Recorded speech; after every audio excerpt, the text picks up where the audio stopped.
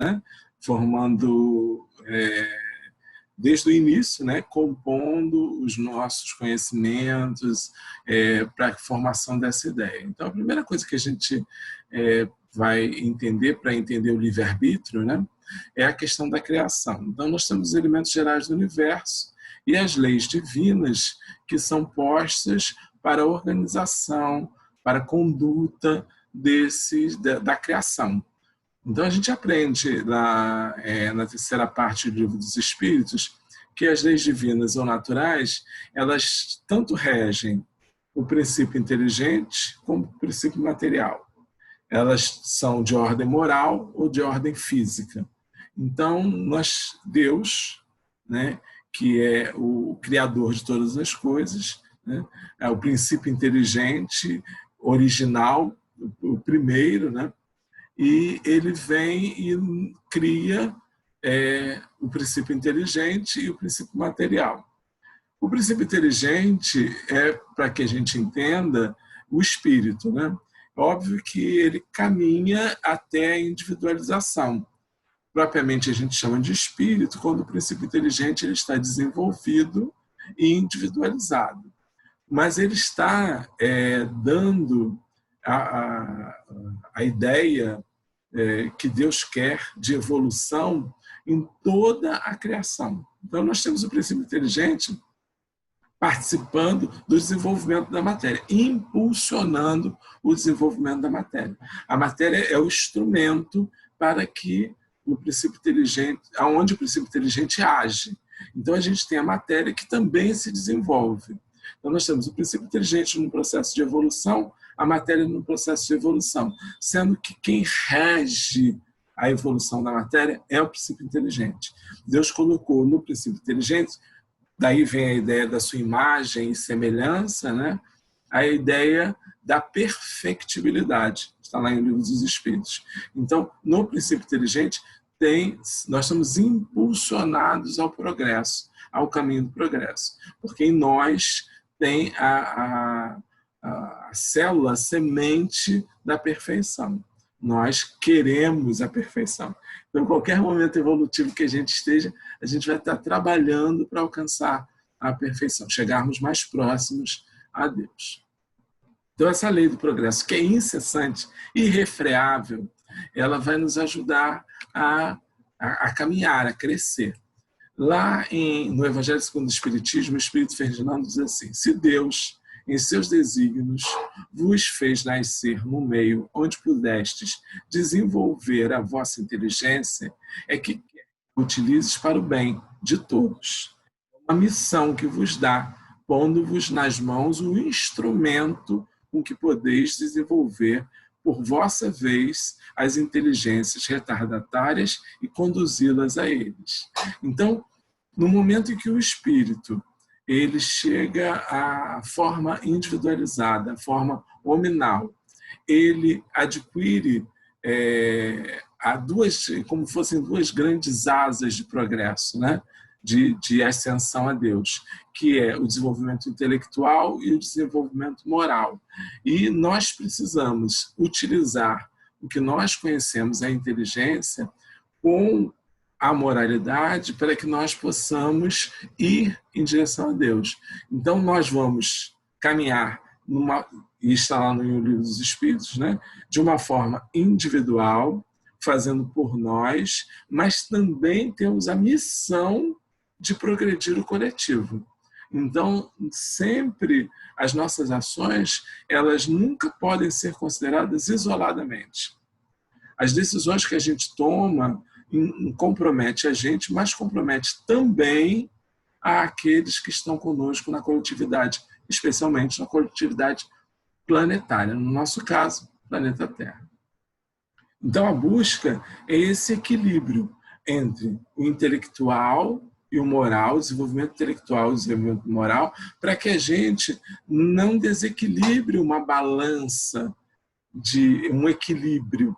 Porque se a gente for somente intelecto, a gente cai para a tirania, para o orgulho, por pouco senso comum. Então a gente vê, por exemplo, no caso da nossa humanidade, exemplos fatais de tiranos, de déspotas, em que eram muitíssimo inteligentes, homens de gênio, como dizem os espíritos, mas tinham pouco desenvolvida a moralidade. Então, nesse desequilíbrio, acabavam trazendo orgulho, vaidade, prejudicando mais do que ajudando a humanidade. Assim também, se a gente caminhar somente pelo caminho dos sentimentos, a gente não organiza os sentimentos. O intelecto é que vai organizar os sentimentos. Então, se a gente não conhece direito o que é o amor, como praticá-lo, como vivenciá-lo, a gente fica irresponsável na prática do bem. A gente acaba sendo paternalista, a gente acaba sendo excessivo em cuidados, a gente acaba sendo permissivo. Então, é preciso que tenha uma balança. Aí os espíritos dizem assim, o homem abusa da inteligência, como também de todas as outras faculdades que nós temos, né? Então, o desenvolvimento intelectual, ele pode ser mais danoso a gente, quando a gente não sabe lidar com ele. Então, num resumo, num caminho evolutivo, a gente sai de um momento em que o princípio inteligente experimenta o instinto, que tem mais a ver com as necessidades fisiológicas, as necessidades primárias do ser, até que ele aprimora esse instinto no estágio de inteligência, e a inteligência, no exercício dessa inteligência, a gente adquire a liberdade, que a gente chama de livre-arbítrio, que nos permite agir. E essa liberdade, obviamente, na lei divina, para a criação, ela sempre vai estar enquadrada, essas ações vão estar sempre enquadradas nas leis que regem o universo, né? Dentre elas, a lei de ação e reação. Então, toda vez que a gente age, a gente tem reações à nossa ação, do todo universal, de tudo que há. E essas reações, essas ações e essas reações são oportunidades que Deus nos dá para o desenvolvimento do espírito. Então, nosso espírito cresce não isoladamente, ele só cresce através da convivência, da experimentação, do agir. Ele não cresce na inércia, ele não cresce no ócio. O nosso espírito, ele precisa de estímulo, e Deus nos dá o estímulo pelas nossas vivências, nossas sucessivas reencarnações. Então, é um processo que, nesse esquema, mostra que é assim que a gente cresce. É nessas ações, reações, nas oportunidades que nos são dadas, é que a gente consegue crescer. Então, esse caminho evolutivo, ele vem do princípio inteligente. No reino mineral, ele adquire a atração. Então, o princípio inteligente, por exemplo, é que rege a especificidade das atrações da matéria, dos prótons, elétrons, nêutrons, das moléculas. É ele que faz a diferença, por exemplo, entre uma brita que faz obra e um diamante. Embora ambos sejam minerais, as ligações que existem neles geram num uma beleza, geram um prisma, a radiação da luz, enquanto o outro é um elemento mais grotesco, mais fechado. Já no reino vegetal, o princípio inteligente começa a experimentar a sensação. E aí ele consegue perceber, por exemplo, alguns níveis de sofrimento. Ele consegue perceber alguns níveis de necessidade de sobrevivência. Então, se você bota lá a raizinha, né, ela vai procurar lá o solo para ir atrás de água mineral, de sais, de água, né, para poder se alimentar, para poder fazer o processo da fotossíntese, o processo da sobrevivência no reino vegetal. E no reino animal, aí o princípio inteligente começa a experimentar um instinto, mais preciso na questão mesmo da inteligência rudimentar. Não há raciocínio, mas há sentimento, há inteligência. A gente começa a entender a ideia de grupo. É no reino animal que a gente começa a ver que é necessário a ideia da procriação, da multiplicação da espécie, do instinto, por exemplo, de proteção, de sobrevivência. Então, O princípio inteligente ele vai navegando nesses reinos até o reino nominal. Como a gente tem o raciocínio, e o raciocínio nos permite escolha, fazer ou não fazer, nós temos o livre-arbítrio. E o livre-arbítrio segue-se pelo pensamento contínuo e pela razão. Ele se dá exatamente porque a gente tem um pensamento contínuo e a razão. Por isso é que a gente pode chamar de livre-arbítrio. André Luiz nos deixa isso bem claro em Evolução dos Mundos. Então, é o pensamento contínuo, a ideia de que a gente pode conectar uma coisa com a outra, que a gente pode fazer correlações entre as coisas, que a gente pode se apropriar do conhecimento do outro, por exemplo. Esse pensamento contínuo é que nos faz diferentes das outras formas de vida que nós encontramos, em outros locais onde o princípio inteligente se encontrava em desenvolvimento, quando ele está ali maduro no reino nominal. E, obviamente, que dá para a gente está limitando isso à forma humana, né, ao nominal, mas à medida que vai ao arcanjo, ao anjo, ao arcanjo, é só para a gente qualificar os espíritos superiores, né, para dar uma ideia. A gente usa essa nomenclatura católica, mas para a gente poder ter essa ideia, né?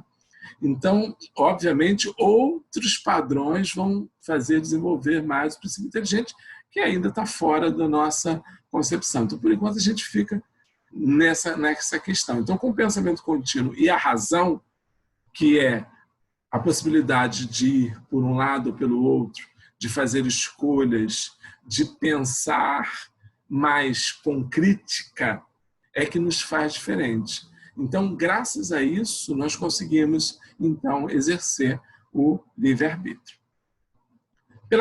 Diz ainda André Luiz, pela compreensão progressiva entre as criaturas, o intermédio da palavra que assegura o pronto intercâmbio, fundamenta-se no cérebro o pensamento contínuo. E por semelhante maravilha da alma, as ideias relâmpagos ou as ideias fragmentos da crisálida de consciência no reino animal se transformam em conceitos e inquirições, traduzindo desejos e ideias de alentada substância íntima. Então, é com o pensamento contínuo que a gente começa a formar teorias, conceitos. Daí o progresso que a gente faz volumosamente no reino nominal. Nós conseguimos progredir rapidamente, porque nós conseguimos elaborar pensamento, coisa que o animal não faz. Às vezes eu vejo as pessoas que gostam muito dos animais confundirem, às vezes, essas coisas. Uma vez alguém disse assim, mas a minha cachorra é muito esperta, ela escolhe uma comida mais cara. Eu disse, não, ela não escolhe a comida mais cara. Ela está agindo pelo instinto, e o instinto faz com que aquela comida, que deve ser ou mais saborosa ou mais nutritiva, dê a ela a escolha de mais sobreviver, de mais nutrir o corpo dela, instintivamente. Não é uma escolha do que é mais caro, mais barato, que é mais de uma marca ou de outra. Essas escolhas dependeriam do raciocínio, do pensamento contínuo, da formação de conceitos, coisa que a gente tem. Sim, o livre-arbítrio existe para ele, por ser, né, quando no estado de espírito, ao fazer a escolha da existência das provas e, como encarnado, na faculdade de ceder ou resistir aos arrastamentos a que todos nós temos voluntariamente submetido. Cabe à educação combater essas más tendências.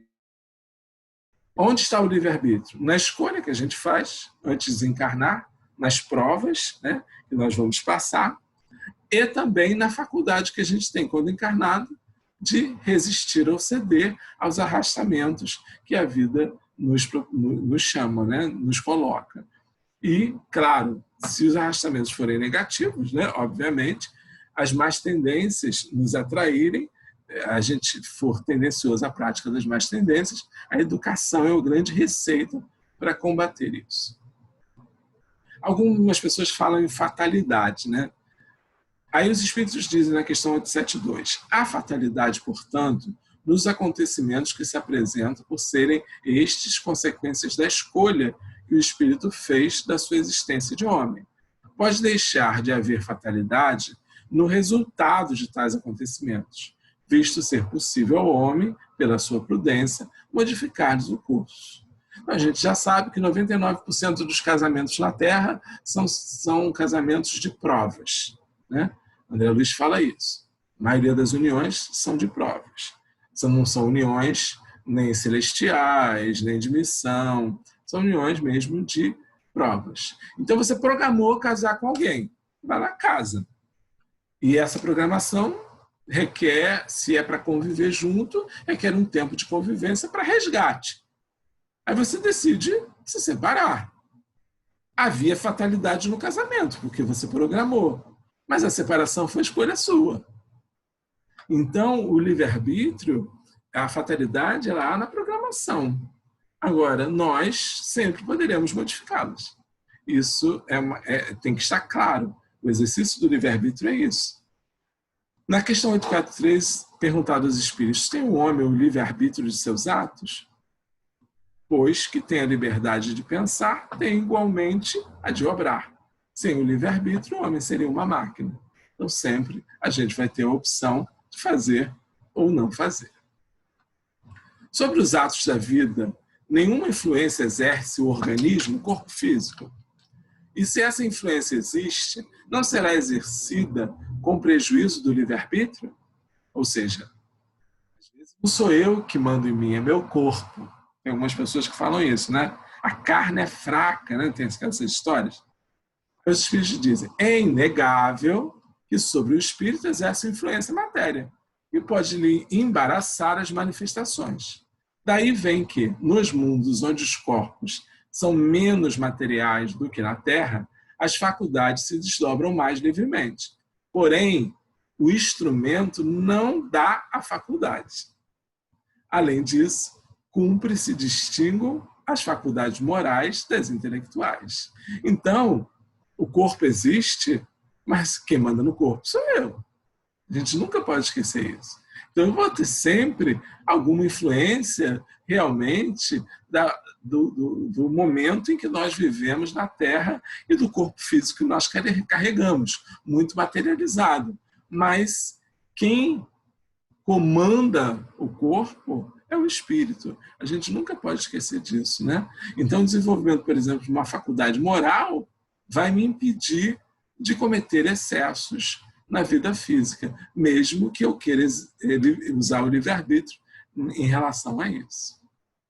Na questão 849 diz assim, qual é a faculdade predominante no homem em estado de selvageria, o instinto ou o livre-arbítrio? Resposta, o instinto, o que não o impede de agir com inteira liberdade no tocante a certas coisas, mas aplica como uma criança essa liberdade às suas necessidades, e ela se amplia com a inteligência.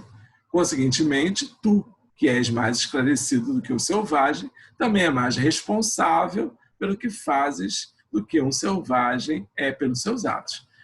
Então, quanto menos desenvolvimento intelectual nós temos, mais próximo dos instintos a gente está, porque é como se fosse uma criança que não sabe o que faz.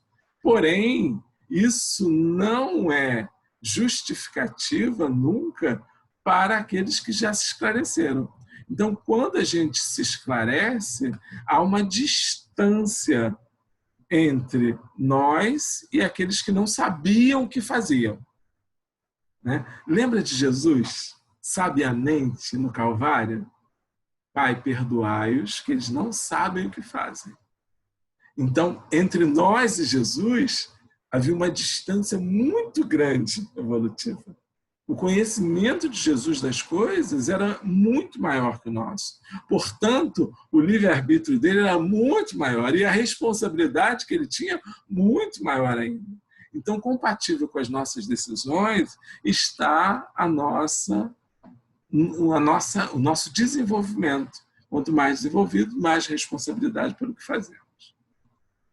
O homem está subordinado ao seu livre-arbítrio, mas sua existência está também submetida a determinadas circunstâncias de acordo com o mapa de seus serviços e provação na Terra. e delineado pela individualidade em harmonia com as opiniões dos guias espirituais antes da reencarnação. As condições sociais, as moléstias, os ambientes viciosos, os cercos das tentações, os dissabores, são circunstâncias da existência do homem.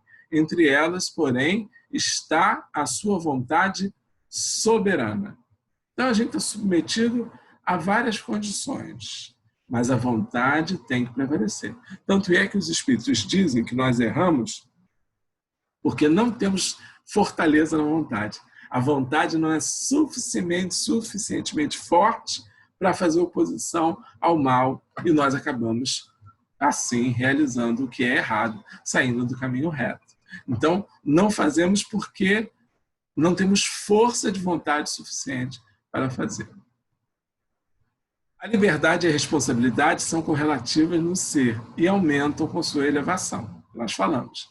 E a responsabilidade do homem que faz sua dignidade, é a responsabilidade do homem que faz sua dignidade e moralidade. Sem ela, não seria ele mais do que um autômato, um joguete das forças ambientais, forças ambientes.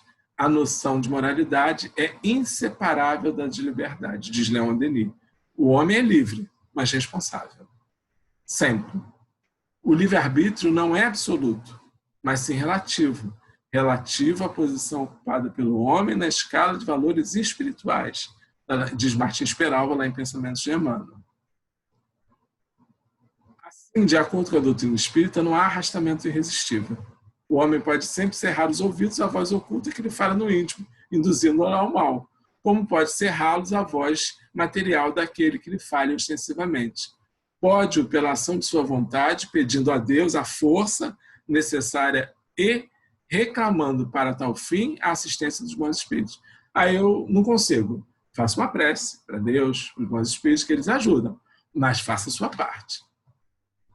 Porque será responsável pelo que fizer. A lei de ação e reação, ou princípio do causa e efeito, está relacionada à lei de liberdade. E essa é a sábia manifestação da justiça e da bondade divina. Portanto, Deus, através das suas leis, quando nos deu o livre-arbítrio, Deus deu também a lei de causa e efeito, que nos permite, se errarmos, a possibilidade de refazermos por novas oportunidades aquele erro que cometemos. Sendo infinita a justiça de Deus, o bem e o mal são rigorosamente considerados, não havendo uma só ação, um só pensamento mau que não tenha consequências fatais, como não há uma única ação meritória, um só movimento da alma que se perca. Então, tanto o bem e o mal que nós decidimos fazer pelo exercício do livre-arbítrio são contados, quer seja pelo pensamento, pela palavra, pela ação. Ainda sobre a lei de causa e efeito, o entendimento da lei de causa e efeito nos permite compreender em plenitude a justiça perfeita de Deus. Sentimos que tudo tem uma razão de ser, que nada acontece por acaso. Males, sofrimentos variados que enfrentamos estão relacionados com o nosso passado, recente ou remoto. E é a conta a pagar, mas não há outro aspecto, mas há outro aspecto muito importante. Se a dor é a moeda pela qual resgatamos o passado, Deus nos oferece a abençoada alternativa para o bem, né? Todo esforço em favor do próximo amortiza nossos débitos, tornando mais suave o nosso resgate. À medida que a gente está resgatando, novas oportunidades de fazer o bem surgem para pagar essa multidão de pecados que acumulamos, como dizia Pedro lá no Evangelho. Deixa eu pular essa aqui, que a gente está caminhando para terminar o tempo, né? E então há de o homem responsabilizar por todas essas aflições, senão a si mesmo. O homem, pois, em grande número de casos, é o causador de seus próprios infortúnios, mas em vez de reconhecê-los, acha mais simples, menos humilhante para a sua vaidade, acusar a sorte, a providência divina, a má fortuna, a má estrela, a sua incúria. E, ao passo que a má estrela é apenas a sua incúria. Está lá no Evangelho segundo o Espiritismo, no capítulo 5. Então, para a gente entender, onde está, então, o exercício real do livre-arbítrio? O Espiritismo nos esclarece. A liberdade real está no uso do livre-arbítrio, pelo uso do livre-arbítrio, construímos o nosso destino, que pode ser de dores ou de alegrias. Quanto mais livre é o espírito, mais responsável ele é. A fatalidade ou determinismo pode ser traduzida pela escolha das provas que o espírito faz antes de encarnar. Se há escolha de provas antes do renascimento corporal, o espírito estabelece para si uma espécie de destino. Daí o livre-arbítrio não ter uma medida absoluta, mas sempre relativa.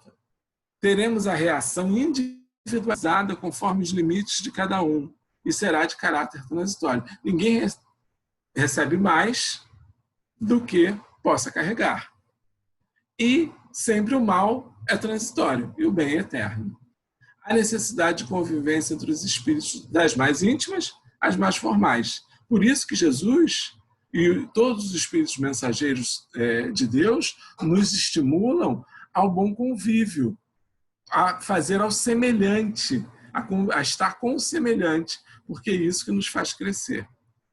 Em que condições poderia o homem gozar de absoluta liberdade? Nas de um eremita no deserto. Os espíritos respondem na 826. Desde que juntos estejam dois homens, há entre eles direitos recíprocos que lhe cumpre respeitar. Não mais, portanto, qualquer deles goza de liberdade absoluta. Livre-arbítrio, de verdade, liberdade de verdade, a gente não tem. A gente tem sempre a liberdade até o momento em que a gente não está ferindo a liberdade do outro, o espaço do outro. E assim a gente vai conseguindo caminhar melhor. Chico, né? Emmanuel, na verdade, por Chico, diz o seguinte, a gente está encerrando com esse slide. Acho que a gente está dentro dos 30 minutos, né? Diz assim, pelos mecanismos da providência divina, cada qual de nós está situado por si mesmo nas condições justas nas quais venhamos a receber novas oportunidades de trabalho e aprendizado, reajustamento e melhoria, reequilíbrio e renovação. Ante as provas e tribulações que nos cercam, aceitemo-nos como somos, a fim de extrairmos de nós, com sinceridade, o máximo de bem de que sejamos capazes na ampliação do bem geral. Em vez de nós criarmos para nós figuras fictícias, para nós criarmos asas de anjo, quando no máximo teríamos asas de urubu, é melhor que a gente se conheça, que a gente desenvolva em nós, como Joana de Anjos sempre nos concita, o exercício do autoconhecimento, para que a gente sim aí possa exercitar o livre-arbítrio de forma segura e responsável, para que a gente possa chegar a um dia mais próximo, conquistando a liberdade de agir, que nesse momento é muito limitada devido à nossa posição evolutiva, onde nós nos encontramos. Então, meus irmãos, era isso que a gente tinha para compartilhar com vocês nesse nosso tempo dos 30 minutos. Espero ter atendido. Fiquem à vontade.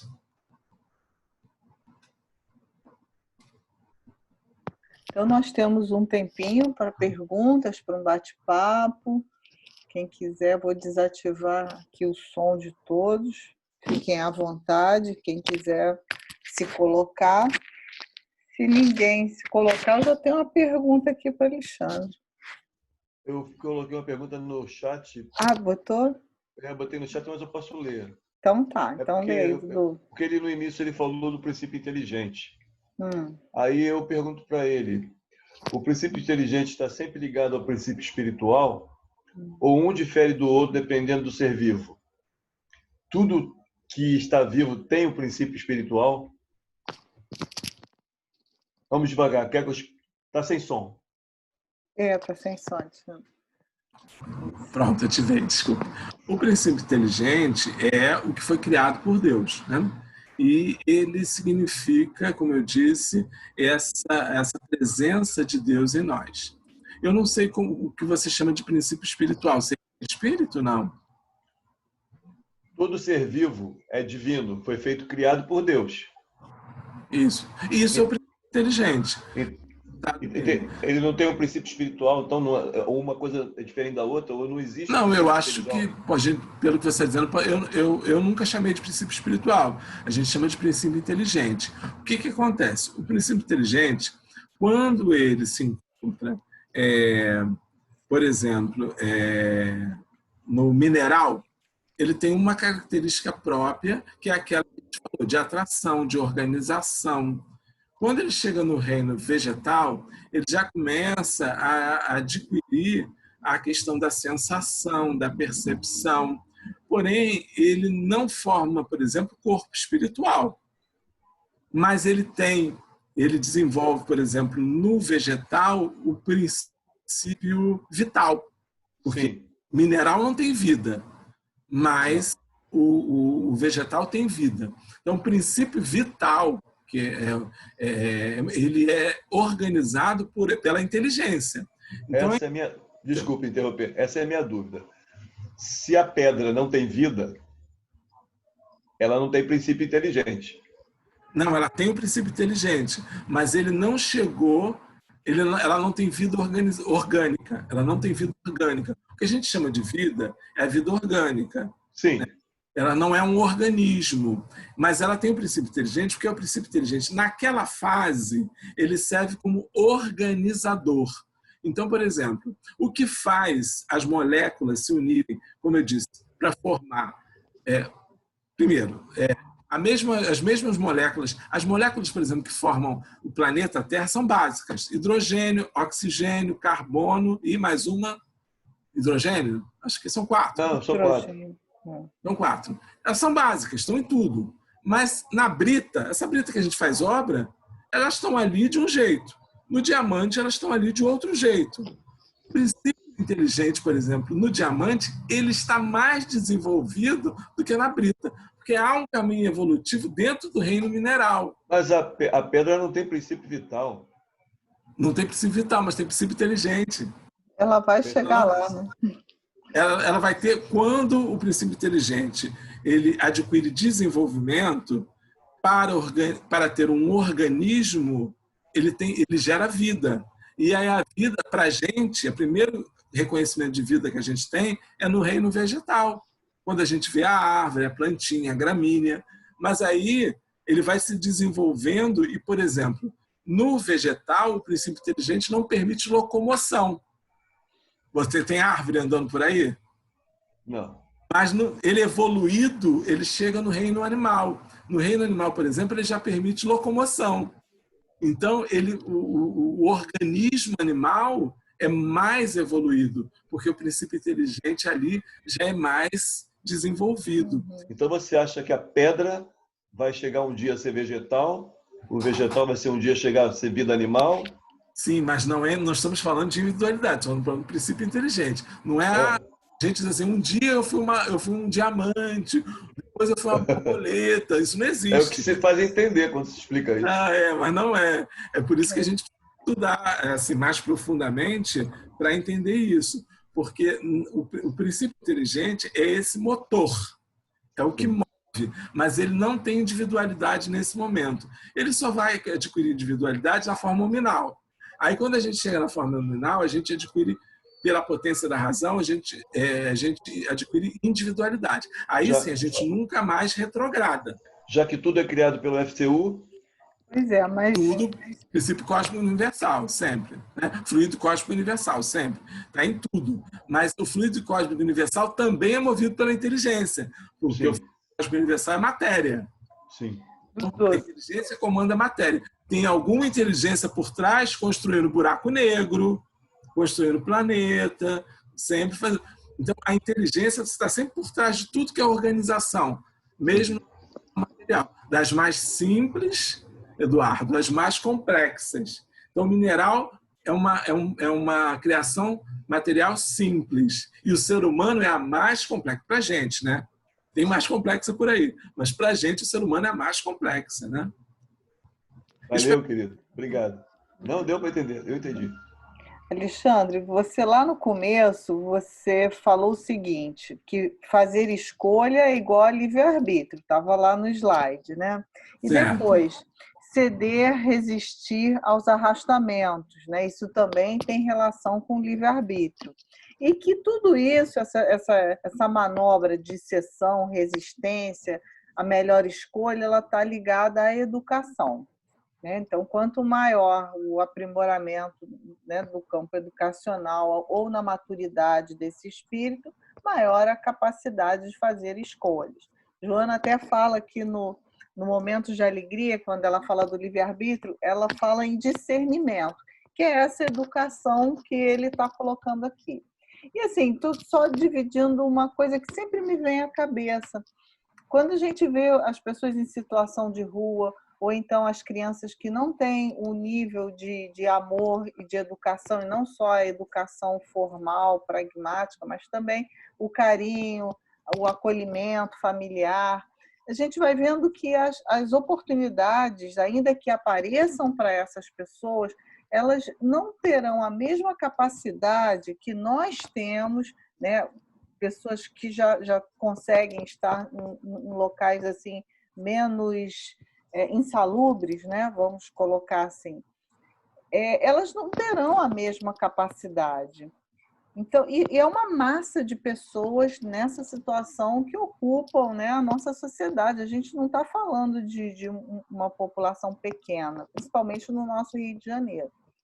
Então, assim, a princípio, hoje, como encarnada, visão estreita, fica me parecendo que existe aí um descompasso, porque não tem o mesmo acesso à educação. Fala um pouquinho para nós sobre isso. Isso, mas assim, quando se fala educação nesse ponto, a gente não está falando da educação formal, a gente está falando mesmo da educação do espírito, né? Educação moral. O que acontece? Muitos desses espíritos que estão aí nas comunidades, que estão no Brasil como um todo, e nos sofrimentos em África e em outros países, sabe que eles já tiveram oportunidades de aprendizado, que muitos deles têm um desenvolvimento intelectual grande. O problema tem a ver ainda com aquele que Jesus chamou de estrada larga. Esses espíritos não conseguiram ainda entender aonde está o valor das coisas. Então, ainda é difícil fazê-los entender, por exemplo, que um carro não é mais importante para a vida, que uma de marca não é mais importante, porque eles têm o livre-arbítrio, eles têm, às vezes, a inteligência até desenvolvida, mas não conseguiram desenvolver essa parte da moralidade. A maioria dos casos a gente tem isso. E a ação do mundo não vai dar solução a isso. A gente tem que ver essa ponta da educação moral, né? Eu vou te contar uma história rápida. Assim, eu estava no trabalho, aí um rapaz ele engraxa os sapatos das pessoas e tal, aí que estava faltando gás na casa dele. Então eu podia ajudar ele a comprar o gás. Eu disse assim, eu não vou fazer isso sozinho. Eu vou chegar no pessoal do trabalho e vou ajudar eles a ajudarem. Eu vou pedir para o pessoal se cotizar para comprar o gás. Aí juntou o pessoal, juntamos o dinheiro, eu disse, eu também não vou sozinho. E se eu for sozinho, vamos dizer, ele botou o dinheiro no bolso, né? Então eu vou, meia dúzia vai comigo, chamei uns 2, foram comigo, chegaram lá, quando a gente entregou o dinheiro do gás, ele estava com um iPhone de última geração com internet. O meu colega olhou para minha cara e ficou assim com o dinheiro na mão, ele pegando o dinheiro, meu colega puxando o dinheiro, parecia aquela piada, né? Puxava e eu na mão dele, larga o dinheiro. E ele, Alexandre, eu não tenho nem um Samsung de última geração, ele tem um iPhone conectado na internet, isso é um absurdo, como é que você... Eu disse assim, olha, ele não ia comprar o gás das crianças. Realmente ele precisa do dinheiro do gás. Porque na cabeça dele, ele não consegue entender que o valor maior é o cuidado com o filho, com a família. Para ele, o imediatismo da internet, do WhatsApp, o status do iPhone é muito maior do que o dinheiro do gás que é se levar comida para dentro de casa. Então, Cláudia, isso é muito difícil da gente entender, porque a intenção é completamente equivocada, né? Aí você vai fazer uma assistida, a pessoa está com cabelo vermelho, cílios postiços, unhas longas, mas não vem pegar a bolsa aqui e está com a unha feita, né? Mas é preciso compreender isso. Na verdade, aquela criatura, ela conseguiu até às vezes fazer um grande caminho daquela balança do intelectual, um desenvolvimento da parte intelectual, mas não conseguiu fazer um desenvolvimento da parte moral. Ainda carece disso. Então, a maioria da população da Terra, e por isso que Jesus veio, né? E estamos incluindo nós nisso, né, pessoal? Ainda somos carentes de entender o que é preciso fazer para adquirir o desenvolvimento moral. Então, quando a gente exercita o livre-arbítrio, infelizmente, a gente exercita com o que tem. Então, a gente fica nisso. Então, realmente, você, às vezes é estranho a gente ver isso, mas para mim está focado nessa ideia, sabe? Muito bem. Há um pouco desenvolvimento da em parte moral das criaturas. Muitos já foram reis, né? Príncipes, né? E muitas vezes falam como tal, né? Se colocam de uma forma, né, arrogante, né, e tudo mais. Então, a gente não tem que ficar olhando o que eles pretendem, né? Mas quais os valores que eles trazem, né? Seria mais ou menos isso. Joana, fala isso que você colocou nessa mensagem, nessa curta mensagem. E ela coloca aqui, que eu também achei interessante, que ela fala que como recurso valioso para a libertação do sofrimento e a conquista da realização interior é o bom uso do livre-arbítrio. Mas isso para a gente, muitas vezes, a gente está ali numa situação de escolha que a gente só vai perceber que adotou o caminho equivocado lá na frente. Né? Muitos de nós, na hora de escolher, dificilmente você vai escolher o errado sabendo que está errado, mas eu quero porque quero. Né? A gente já consegue, então, mas aí a gente vai descobrir isso só lá na frente. Então, eu acho que o discernimento e essa educação moral é alguma coisa que a gente também está conquistando, né? Então, parece que é uma coisa que vai conectando junto com a outra, né? O sentido da escolha correta para usar bem o livre-arbítrio e não ter sofrimento, e também esse alargamento da consciência com discernimento. E por isso a gente vai experimentar sofrimento, porque vai ter escolha errada, não vai ter efeito. E não dá, como o Chico dizia, não dá para voltar atrás, mas dá para fazer novos começos, né? A gente não vai conseguir voltar atrás, mas a gente consegue fazer novos começos. Se a gente conseguir acertar a partir de agora, então um estímulo de aprendizado, de reeducação, de aprimorar o discernimento das coisas, nos faz compreender melhor as situações, né? E de fato, de primeiro momento, a vontade era como do meu colega, de buscar o dinheiro, né? Dizer não, mas a gente precisa entender que não é por aí. Né? Então, mas o momento não é fácil, não, né? A gente está num momento difícil do planeta, muito difícil.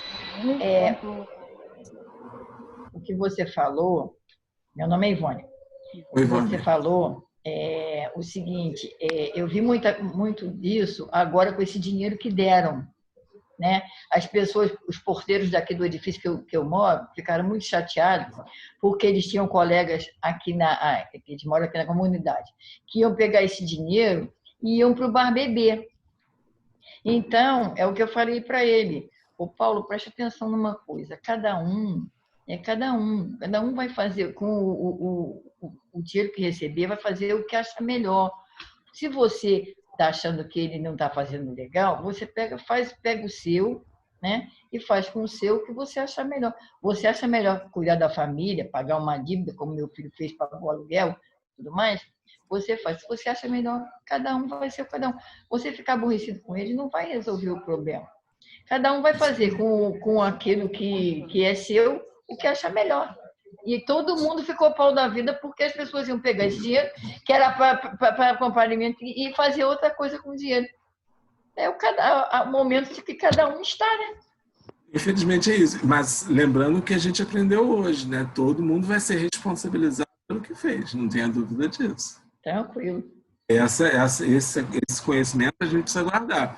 O livre-arbítrio, a liberdade vem junto com a responsabilidade, não tem jeito. Os espíritos dizem isso, né? Então, fazendo isso, a gente vai adquirir o mesmo futuro. Então, no primeiro momento, a pessoa parece muito, que legal, enganei o governo, né? Coisa legal. Não, mas já vem aí a cobrança e pode ser longínqua ou pode ser recente, pode ser nessa encarnação ainda que o indivíduo venha a sofrer dificuldades por conta disso. Mas para entender isso, como a Cláudia estava comentando, para entender isso, a pessoa tem que ter todo um conhecimento, um estado de coisas para ela poder fazer esse tipo de julgamento. Porque muitos não fazem mesmo, não conseguem ainda, como eu disse, porque não versam pelo caminho da moralidade, estão muito distantes ainda. Nós estamos num momento de transição, né? Então o planeta está recebendo naquela última chance, sabe? Nas últimas chances. Então tem muita gente vindo assim de passado de teimosia, de repetição de erro. Então a gente vai ver coisas assim que a gente nem imagina, né? Quer dizer, se nós estamos aqui, que é uma observação muito rápida, né? É porque nós merecemos, tá? Ninguém acha que está aqui por acaso. Ninguém é perfeito. Estamos aqui porque merecemos. Nós também fazemos parte desse grupo, né? É o que eu digo. A gente primeiro precisa se aceitar errado, se ver errado, se aceitar errado, que é mais difícil de se ver errado, e depois consertar o erro, né? É isso mesmo. Porque você nunca se aceita errado, você pode até se ver errado, mas quando você se vê errado, você vai... Aí eu errei porque o outro fez isso comigo. Então, até se aceitar errado, para você se consertar, é um caminho muito longo para cada um de nós. É uma luta, é uma luta. É uma luta. Alexandre, Oi, Ângela. A gente também tem o exemplo, vamos dizer, ao inverso desse que a Cláudia trouxe, que nós, muitas vezes, a gente vê na TV pessoas que nasceram em locais adversos, circunstâncias muito difíceis, e a única oportunidade que ele tem de sair daquilo, ele segura. E ali ele muda completamente a sua vida. É realmente esse nível de maturidade, né, que o espírito tem, que aproveita aquela chance para fazer toda uma, vamos dizer assim, uma vida diferente, mudar a sua vida, muitas vezes mudar a vida da sua família. É exatamente essa questão da... Boa lembrança, isso mesmo. É isso mesmo. A gente tem aí o polo também daqueles que, na verdade, já estão em luta há muito tempo. E vem, muitas vezes, no estado circunstancial, ambiental, como especial nos slides ali, que não são favoráveis, mas ele faz uma virada de mesa, né, como diz o povo, e consegue desenvolver isso brilhantemente. É da criatura, não tenho dúvida nenhuma disso. É dessa bagagem que ele acumula. É verdade. Hein, Ângela, você comentou isso, eu vi uma reportagem que lá numa comunidade de São Paulo, Paraisópolis, que é uma das maiores de São Paulo, que eles se organizaram enquanto comunidade e estão assim, limpando para barreiras de proteção do Covid, instalando pias, fazendo um trabalho que até deveria ser feito pelo poder público, mas eles se organizaram e se cuidaram tão bem que, ao contrário do que se esperava ali, a incidência, né, de Covid, de doença, é bem menor do que eles, né, a relação por habitante, né, da doença. Enfim, a gente sempre pode mudar, né? Está dentro do nosso livre-arbítrio também, fazer o melhor, né, como o Alexandre colocou lá nos slides. Então, mas nós precisamos quebrar algum paradigma, né, para a gente poder avançar para o bem. Porque normalmente a gente está acomodadinho, que chega, a gente agradece, mas não vai avante, né, para fazer um diferente. O uso do livre-arbítrio é isso, né? Você faz as escolhas e o futuro vai te dizer se a escolha foi boa, se não foi boa, porque realmente a consequência daquelas escolhas é a semeadura, né? A gente vai ter. Enfim, aí a gente vai amadurecendo. Pois é. E assim, quando a gente olha, porque a gente fala escolha, tem escolha que você olha e diz assim, poxa, como é que pode ter feito isso? Pode ter feito essa escolha? Como é que pode ter optado por isso? Às vezes, para nós, no geral, aquilo pode ser errado. Mas para a criatura, pode ser o melhor. A questão da gente olhar o outro também tem que ser bastante cuidadosa. Porque a gente não sabe, por exemplo, o progresso que aquela criatura está fazendo para fazer um pequeno esforço. Às vezes é uma escolha que você diz assim, poxa, ele deu um soco no outro, né? Aí você diz assim, poxa, que pessoa violenta, mas ele podia ter matado. Às vezes ele estava armado, ele não matou, escolheu dar o soco.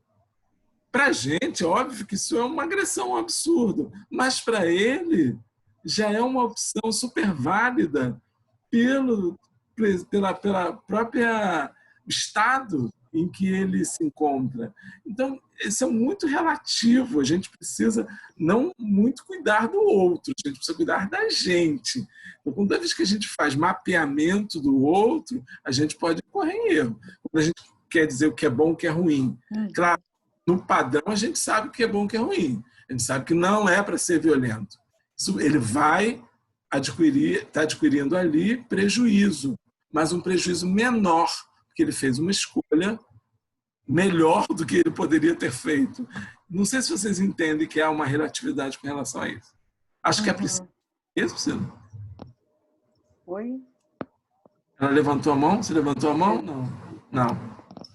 Bom, se ninguém tiver mais perguntas, acho que a gente já pode. Vai lá. Cláudia, deixa eu só fazer um comentário, que essa colocação que a Alexandre está fazendo me lembra muito um fato que o Chico, e vocês devem lembrar, que o Chico contou, que ele passava para ir lá para o centro, no bar, e tinham sempre os mesmos lá jogando e bebendo. E aí ele teve um pensamento, né? Passo um dia inteiro aqui perdendo tempo, não sei o quê. Lembra disso, Alexandre? Aí o Emmanuel disse assim, antes eles se encontravam para arquitetar roubo, assassinato, não sei o quê, e agora eles estão se encontrando para jogar. Então, para nós, não é meritório, mas para ele, para o Emmanuel, que sabe, né? Mérito para eles. A gente não pode. Deixa eu contar uma coisa para vocês.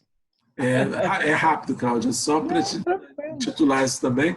Eu não vou contar o nome do santo, porque a gente fala as coisas, mas não conta onde aconteceu nem o nome do santo, né? Como diz o povo. Eu estava na direção do SERJ, representando o SERJ na unificação, e eu fui a uma instituição muito grande, uma festa muito bonita e tal. E aí tinham lugares marcados, era uma pompa, tapete vermelho, holofote, parecia Hollywood. E não botaram o Alexandre, porque não era eu, era o Sérgio. Me botaram no lugar lá no cantinho, espremido entre duas pessoas, assim, num canto, sabe? E a alta nata da sociedade nas cadeiras da frente. Aí eu estava ali, aquilo me incomodava, não por mim, estou falando sinceramente com vocês, mas pelo Sérgio. Eu disse, poxa, mas eu vim aqui pelo Sérgio, não é possível isso. Aí eu meio reclamando mentalmente, né? E os espíritos, claro, ouvindo, né? Eu fazendo aquela vibração. Eu disse, meu Deus, para que tanto oba-oba, tapete vermelho, fogos, não sei o que lá, para que isso, né? Aí os espíritos me disseram assim, Alexandre, pensa que ontem eles estavam nos circos aplaudindo. Hoje eles estão aqui. eu calei minha boca, calei meus pensamentos, calei tudo, passei ali a orar, a dar risada, aplaudir, agradecer a Deus, porque eles estavam no Espiritismo. Então, isso que são lições que realmente a gente aprende volumosamente com esses espíritos que são misericordiosos e a gente ainda não consegue adquirir esse nível de misericórdia. É verdade. A gente precisa, na verdade, se ocupar das nossas escolhas, né? Não é isso. Porque a dos outros, a gente sempre vai haver alguma coisa que a gente não vai entender, né? Que é uma aparência de alguma coisa que a gente não vê o que acontece por trás, né? É isso, Então, isso. E aí é aquela história do autoconhecimento, né? De olharmos para dentro de nós para seguirmos. Então, meus amigos, sem perguntas mais. Deixa eu falar uma coisa, já que você tocou em se conhecer e tudo mais nessa coisa. Aconteceu uma coisa comigo muito interessante. Isso chamou a atenção para mim de determinadas coisas. A minha filha entrou nesse coisa desse dinheiro, né, que deram aí, né, para receber 1.200 porque ela é mãe. E a minha neta entrou também. Acontece que aconteceu um problema e eles trocaram a quantia, deram 1.200 para minha neta e deram 600 para minha filha. Quando a minha neta recebeu, a minha neta falou, elas brigaram porque a minha filha que tinha que ganhar os 1.200 e tal, mas foi uma coisa que aconteceu lá, desde lá, não foi com ela, não foi ela que fez. Aí ela ligou para mim, minha neta ligou para mim, pois briguei com a minha mãe porque ela quer, eu recebi os 1.200, eu não vou dar a ela porque eu preciso desse dinheiro para comprar livro na faculdade, não sei o que, vou precisar desse dinheiro. Mas, Juliana, por que você não dá, então, a ela assim, teu direito era R$600, não era 1.200? Por que você não dá a ela os R$600 e deixa o resto para lá, deixa ficar o resto para você? Dá a ela R$600, que ela tinha direito. Não vou dar, eu não dou a ela, eu vou fazer o seguinte, da próxima vez, esses 1.200 vão ficar para mim. Os próximos, se eu receber, eu dou a ela. Aí eu fiquei pensando, poxa, ela está errada. Mas aí eu fiquei pensando assim, pô, ela está errada? Mas espera aí, ela está errada. Deixa eu fazer o seguinte, na idade dela, com a vida que ela tem, com o pensamento que ela tem, sem o conhecimento que ela tem, o que eu faria? Muito pior. Aí que eu não ia dar os 1.200 de jeito nenhum. O problema não foi meu, foi eles que erraram, dane-se o resto. Então, isso é um modo de você ver as coisas e se conhecer. E ver o que você faria no lugar daquela pessoa com o conhecimento que ela tem, não com o que eu tenho. Porque com o conhecimento que eu tenho hoje, eu faria diferente. Mas com o conhecimento que ela tem, você se pôr no lugar dela e ver o que você faria no lugar dela, é um jeito de você se conhecer e ver qual o julgamento que você vai fazer daquela pessoa no erro que ela cometeu, né, no caso. Eu achei interessante nessa parte para mim. De trabalhar a parte do autoconhecimento e ver o que a gente, né? Que a gente julga muito o outro, né? Mas a gente julga, a gente fala do outro, mas a gente tem o conhecimento hoje que aquilo é errado. E na época dela, com a idade dela, teria? Não faria a mesma coisa? Bom, então, mais alguma colocação? Então, vamos encerrar. Agradecer muito ao Alexandre por esse bate-papo, né? Tão bom quando a gente pode falar, trocar, né? Fica parecendo que a gente está lá no Ibirajara, juntinho, um do lado do outro. Agradecer aos queridos que estiveram presentes conosco, né? Vamos, então, nos encaminhar para a nossa prece final. Ângela, faz a nossa prece, uma breve prece, para todos irmos dormir bem, à noite nos encontrarmos, continuarmos pensando, trabalhando, estudando juntos. Vamos orar, então. Jesus, amado mestre, querido amigo, como é bom, Senhor, estarmos juntos, refletindo a respeito desta doutrina que nos traz tantos esclarecimentos, mas que também nos posiciona de forma mais responsável diante da vida. Mestre de amor, agradecemos pela oportunidade e nesse instante, Senhor, em que sentimos essa alegria, nós queremos rogar-te, Senhor, por aqueles que não têm alegria, por aqueles que se sentem ansiosos, que se sentem necessitados de amor, de carinho e de cuidado. Que os benfeitores espirituais possam envolvê-los em vibrações de luz e de paz, para que esses irmãos, Jesus, permaneçam no caminho do bem, buscando o melhor, e que aos poucos descubram que nenhum de nós está só.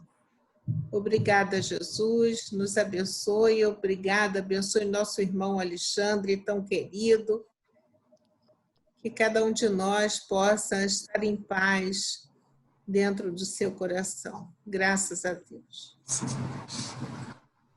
Então, obrigada. Boa noite a todos. Obrigada, Alexandre. Foram ótimas reflexões. Obrigado, querida. Obrigado. Obrigada. Tudo bom, Ângela. Muita paz.